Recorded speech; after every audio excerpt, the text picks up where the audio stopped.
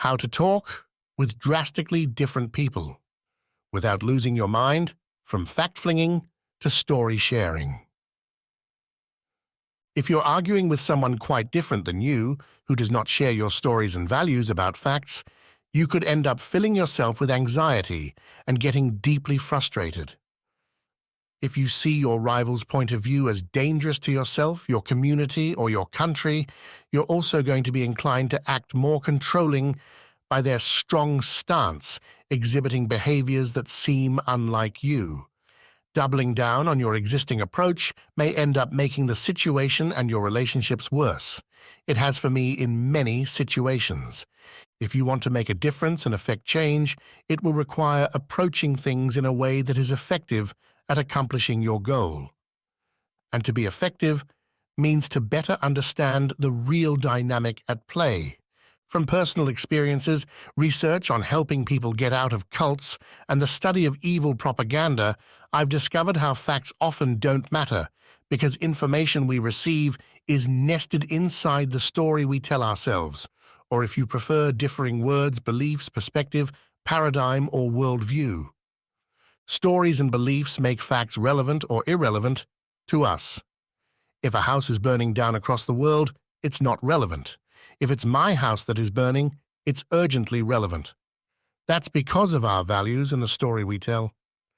For those in allegiance to a story or a storyteller, facts will likely only further entrench them into their story. In many cases, more facts that counter their perspective will likely radicalize them as well. Usually, for people to change their minds, they need to voluntarily seek out, or at least invite, competing stories. They'll need a story they value that provides a pathway out of their locked story, like valuing truth over being right. If they lack this pathway, it's likely only seeing contradiction or being appropriately challenged that will provide them an opportunity pathway out. I've known this intellectually and practically at a level, but I've recently and more fully stepped into it as the stakes and emotions have increased with our societal polarization and fossilization. It has been liberating and anxiety-reducing to see that we are arguing over stories and not facts, which there is a practically unlimited amount of. And this understanding of our story fighting creates a pathway on how to have productive conversations with others without losing our minds or souls in the process. If we can identify the core issue, the core desires around that issue, and the story we tell that makes sense of these things, we now have competing stories that we can compare. Now, when I engage with people, I let them know that what we're fighting about is our stories of the world, and use the time not to throw facts at each other, but rather to dive into these stories. It's important to realize we have embraced the stories we have because they gave us something. They worked for us in some way. Letting go is hard, but it's often the only way forward. But let's dive deeper into the concept before we talk about story sharing. Our desires drive us towards the stories we tell. Quote, "What is the source of wars and fights among you? Don't they come from your passions that wage war within you? You desire and do not have. You murder and covet and cannot obtain. You fight and wage war. You do not have because you do not ask. You ask and don't receive because you ask with wrong motives, so that you may spend it on your pleasures." James 4:1-3 CSB. Unquote. There is an unlimited number of facts that people can collect and process. The relevance or irrelevance of facts is based on the story we're telling ourselves and each other. This is part of why there is no such thing as unbiased or neutral. Every point of view, including the proposed unbiased or neutral point of view, has a bias. It's just a different type of bias and perspective. So what's behind this? Humans are creatures that want, and we're tribal, so if we in our tribe get what we want, we're satisfied. In a society of many tribes, there are more competing desires and thus competing stories. A helpful question in debates is to tell the other person what you want. It's to ask them what they want. And it's to discover what the people involved in the issue we're discussing want. Right now in our society, we're in an era where people want vastly different and competing things, or order of things. And as a result of those competing wants, we are presenting and living competing stories of reality. These are the stories we tell ourselves to reinforce that what we want is good. At the end of the day, we each place our faith in a story and the storyteller, and then build our cases for that story. And we build our life on it. Sometimes the stories are true, other times they are false. Often they are incomplete. Our story, the inner narrative, beliefs we hold and follow, directs which facts we seek out and which we ignore. Our story guides us as to how we process those facts and derive our conclusions. The way we live our lives is by living out these stories and beliefs. Often how we live differs from what we verbalize. We are most attracted to the stories and storytellers that match what we want most. Simply put, we like stories that give us what we want and tell us what we want to hear. Our stories clash when what we want differs from what others want. How stories trump facts. Let's explore an example. First, ask yourself, what's the story you tell about yourself? What about your family, your marriage, your parenting, your work, your community? Take the narratives up a notch. What's the story you tell about Democrats, Republicans, the border and immigration, the last election, January 6th, the economy, the next election? These stories shape how we see the events in our country and across the world. The following graphic, which illuminates how the political party thinks the economy is doing well when their party is the president, is an insight from the New York Times about public opinion of the U.S. economy. Since 2016, Republicans and Democrats have been telling themselves two different stories based on who the president is. Same country, same economy, but different stories by differing groups. The key here is the lack of time required for the stories to flip after 2016. Scott Sumner highlights below this reality in the following quote from his blog post, "There's nothing weird about conspiracy theories." Quote, polls show that the views of Democrats and Republicans on the state of the economy immediately flipped after the 2016 election, before there was even time for the actual economy to change very much. Unquote. The story flipped when the Republican leader took power, and it flipped back when the Democratic leaders took power in 2020. Facts don't matter, stories matter, and then we find the facts to affirm the stories we've placed our faith in. Note, in many cases, the stories may differ because we experience reality differently, which is why the amount of time before the perception changed is a key insight here. Facts and real-life pressures can press in on us when our stories are so out of touch with reality that this information challenges our story. But in a world of bespoke realities, this is more challenging than ever to get challenged because we can be fed information and seek that out specifically, which constantly reaffirms the stories that give us what we want to hear. Elevating. Understanding. Allegiance and idols. Stories are derived from our allegiances. These allegiances take multiple forms. The allegiance for some is personal. It's about winning and/or getting what is desired, which could be survival, pleasure, purpose, or achievement. Another form of allegiance is social and tribal. These people want to belong in a community and perhaps move up the hierarchy of it. In this case, they go along with the group so they don't become alienated from it or so they don't risk alienating others in it. Appeasement. For the rest, their allegiance is ideological, a collection of core stories for how they see the world. If someone has an ideology that the government is bad or good, they'll align with leaders and powers that share their ideology. The more we're around those who share our values, the more we come to believe that is the only way to see the world, and it can lead to us becoming delusional about our dependencies on others who see the world differently. Those are the three main categories of allegiance stories: understanding the source of a person's story, as well as our own, and the type of story they're telling, is important for making conversational progress. When we operate at the story level, we elevate above the fact, flinging into a more productive plane. When we don't share the same stories, fact-flinging is likely to further alienate us from those who have placed their faith in different stories. One shift we can make: get clarity on our desires and stories. If we look at our stories, we can often find the deeper story, belief, that is guiding the little stories, beliefs. If we understand what we want or don't want, fear and contempt, we can make sense of why we like certain stories over others. That which we make the highest value in our life, that which we want most, is the technical description of our God. As a Christian, if that highest value is anyone or anything other than Jesus, we would call it an idol. An idol is something we put in place of the one true God. Christians see idols as a negative thing, but an irresistible way of living.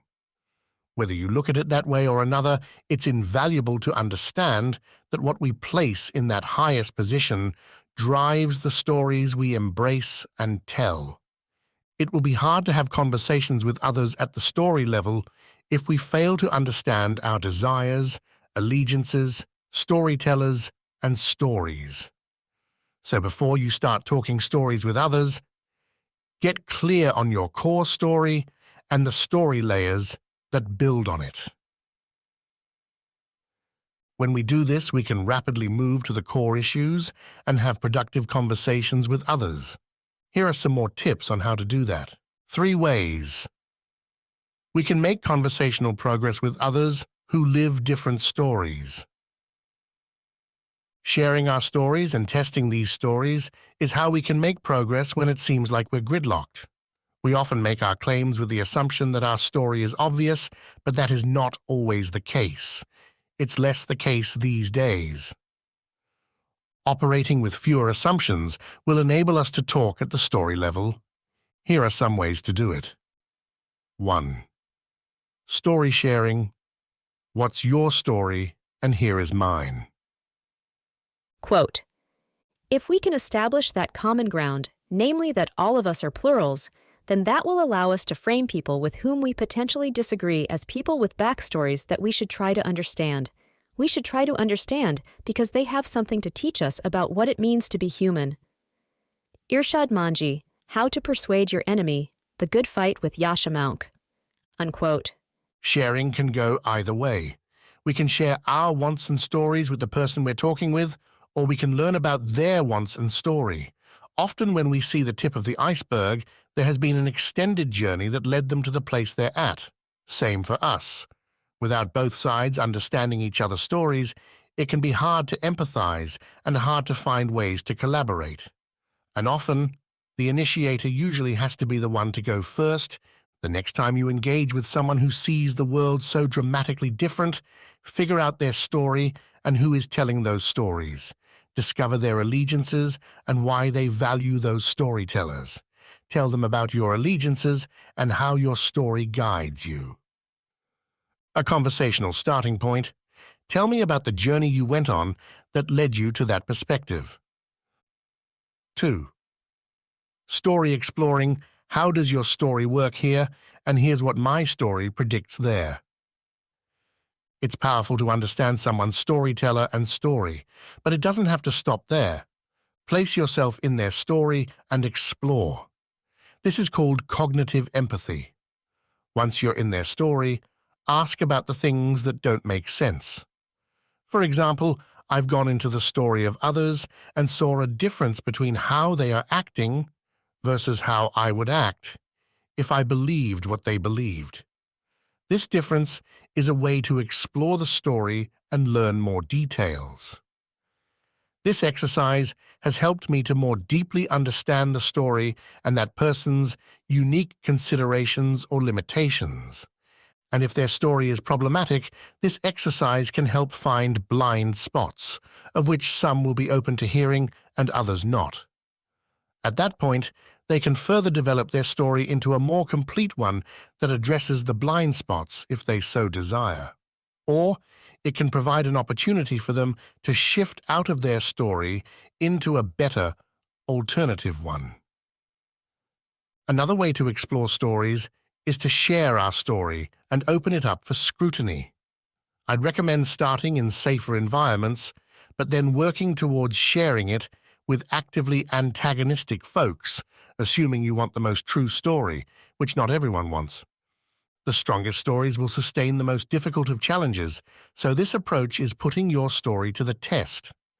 If you are vocal about your story and what you expect to happen based on it, your model can now be proven true or false. If it's proven correct, it demonstrates its strength, which can persuade people. And there is little that is more powerful than a strong and proven story that someone lives themselves. If it fails to predict correctly, then you can re-evaluate your story to improve it for the future. 3. Talk at the story level and focus on the central story, or point of it. Quote, "Our information ecosystem no longer assists us in reaching consensus. In fact, it structurally discourages it, and instead facilitates a dissensus of bespoke pseudo-realities." René DiResta, Mediating Consent. Unquote. We no longer share the same story, and as a result, our society has fractured. Perhaps one way to think of us having these fundamentally differing stories is that we're speaking two different languages, and to effectively communicate, we have to learn how to translate what we're saying and focus on the pieces that are of the utmost importance. Stories are the way we can compare and contrast our differences. Quote, "A story is a hierarchy of values." Jordan Peterson. Unquote. Ideally, before we make that leap of faith in a story, we set forth both stories and their cases and figure out which one is more true. The goal should be to place our faith in the most true story and its storytellers, but we often place it in false stories or, probably more often, just incomplete stories. It's hard to back away from a false story because of our pride and selfishness, so this is why it's good to do the discovery, including the best counter-arguments, before jumping in. Quote, "For which of you, wanting to build a tower, doesn't first sit down and calculate the cost to see if he has enough to complete it?" Luke 14:28. Unquote. When we share facts with someone else who does not place faith in our story, it has the potential to push them away. If you disagree with my claim and you tell it to me without consideration for my story, you're going to diminish the trust I have in you, and vice versa. If I disagree with you, if I don't contextualize it with the story behind it, I can push you further away. For example, someone might tell you that there is no way X, Y, or Z could happen. But perhaps I've experienced and studied XX, Y, and Z, and so I know it can happen. Your comment now demonstrates your ignorance, and my level of trust in you goes down.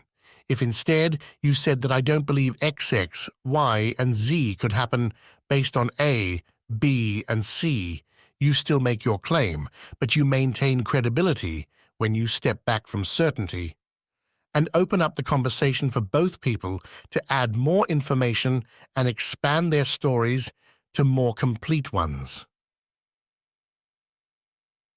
Input, then processing, then outputs. When we make our claims, we ought to demonstrate the inputs and processing of why we believe those claims. This helps sustain the trust and provides an opportunity for change. There are no guarantees, but it's at least the possibility of progress. Share your story and nest the facts inside, or tell their story and how you reconcile those facts within it. If there is a way to compare, It's going to be through how we and our rivals' stories reconcile the realities they are faced with.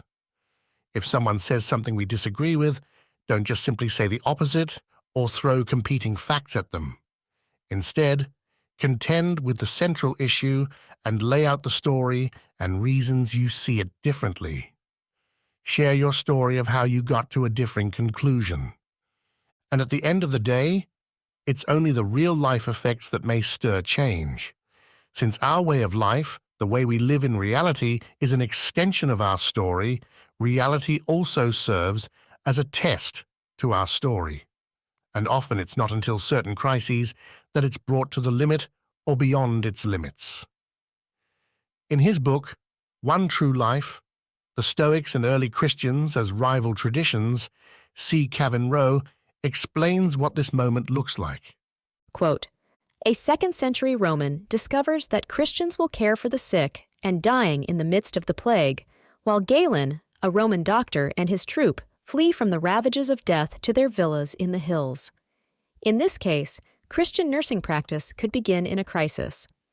Following this discovery, however, rational investigation would disclose the inadequacies of the Romans' home tradition that could not be remedied with the resources endemic to that tradition. The Roman would then try to learn the Christian tradition, and would thereby discover new resources for the inadequacies that surfaced during the crisis.